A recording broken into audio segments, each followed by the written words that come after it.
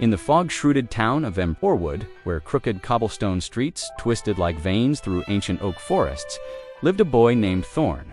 At 13, Thorn was known far and wide as Mad Thorn, a label whispered behind hands and shouted from playgrounds. His wild black hair stuck out like thorns, his eyes gleamed with an unnatural silver hue, and he spent his days perched on rooftops, screaming at the sky or laughing at empty alleys. The townsfolk pitied his widowed mother, who ran the local bakery, baking loaves that smelled of cinnamon and sorrow. "Poor lads touched in the head," they'd say, shaking their heads. But Thorn wasn't mad not in the way they thought. He harbored a secret: the ability to echo emotions, turning feelings into tangible forces that bent reality itself. It started innocently enough on a crisp autumn morning when Thorn was 7. While the other children played tag in the town square, he sat alone by the old well, feeling the weight of their laughter like stones in his chest.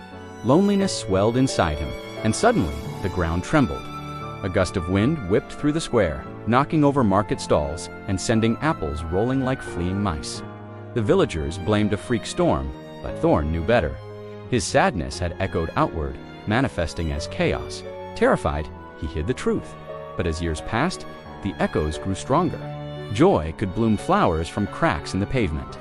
Anger could crack windows like thunderclaps. Fear, that was the worst, it summoned shadows that slithered like living ink, whispering secrets only he could hear.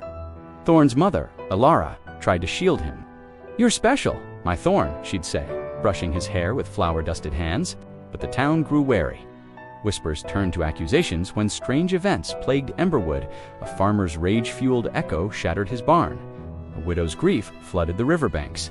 They pointed fingers at Thorn, calling him a curse. "He's bringing doom upon us," cried Mayor Grimshaw, a portly man with a mustache like a broom. One fateful evening, as the harvest moon hung low, the townsfolk gathered torches and pitchforks, marching to Ilara's bakery to demand Thorn be exiled to the wild woods beyond. But fate, ever the trickster, intervened that night. As the mob approached, a real terror descended upon Ember. From the depths of the forest emerged the Beast of Briar, colossal, thorn-armored creature born from ancient legends, its eyes glowing like embers, its roar shaking leaves from trees. Legends said it fed on fear, growing stronger with every scream. The town had long dismissed it as folklore, but drought and hardship had stirred collective dread, summoning the beast from myth into flesh. It rampaged through the outskirts, uprooting fences and scattering livestock, its massive paws leaving craters in the earth. Panic erupted. Mayor Grimshaw fled to his manor, barricading doors. Families huddled in cellars, their terror amplifying the beast's power. It swelled larger, thorns elongating like spears. Thorn, watching from his rooftop perch, felt the town's fear crash over him like a tidal wave. His body trembled, silver eyes flashing. "No," he muttered, clenching his fists. But the echoes inside him stirred, unbidden. His own fear mixed with theirs, birthing dark tendrils that snaked from his shadow, coiling around chimneys. "Thorn, get inside," Alara shouted from below, but he ignored her. Instead, he leaped down, racing toward the town square where the beast now loomed, towering over the clock tower. The mob, frozen in horror, parted as Thorn approached. "Mad boy thinks he can fight it," someone jeered, but their voices faltered. Thorn stood before the beast, heart pounding. Its hot breath reeked of decay, thorns glinting under moonlight. He closed his eyes, diving into the whirlwind of emotions within. Not just fear, there was anger at the town's cruelty, loneliness from years of isolation, but buried deeper, a spark of hope from his mother's unwavering love. He seized that hope, letting it echo through him like a bell's toll. A warm glow emanated from Thorn's chest, spreading outward. Flowers burst from the ground in a riot of colors, vines twisting up to ensnare the beast's legs. It roared, swiping at him. But Thorn amplified his anger. Next, cracks spiderwebbed across its thorny hide, shards crumbling like dry leaves. The townsfolk gasped as the beast staggered, shrinking slightly. "What's he doing?" murmured a child. But the beast fed on fear, and the crowd's awe mixed with terror, empowering it once more. It lunged, a thorned paw slamming down. Thorn dodged, but pain lanced through his arm as a spike grazed him. Blood dripped, fueling his resolve.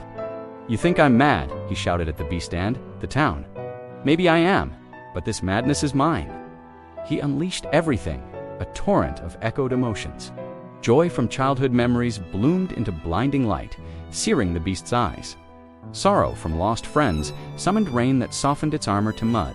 And finally, love, a pure, defiant echo that wrapped around the creature like chains, compressing it smaller and smaller until it was no more than a thorny shrub, harmless and still. The beast dissolved into mist, vanishing back to legend. Thorn collapsed, exhausted, his silver eyes dimming to gray. The townsfolk approached cautiously. Mayor Grimshaw emerged, hat in hand. "Boy, you saved us," Elara pushed through, embracing her son. "He's always been special," she said proudly. From that night on, Mad Thorn became Echo Thorn, the guardian of Emberwood. He taught the town to temper their emotions, turning echoes into tools, joy for bountiful harvests, hope for mending wounds. No longer isolated, Thorn found friends who marveled at his gifts, and the town flourished under his watchful eye. Yet, in quiet moments on rooftops, Thorn still whispered to the stars, a hint of wildness in his smile. For in Emberwood, madness wasn't a curse, it was the spark that ignited miracles.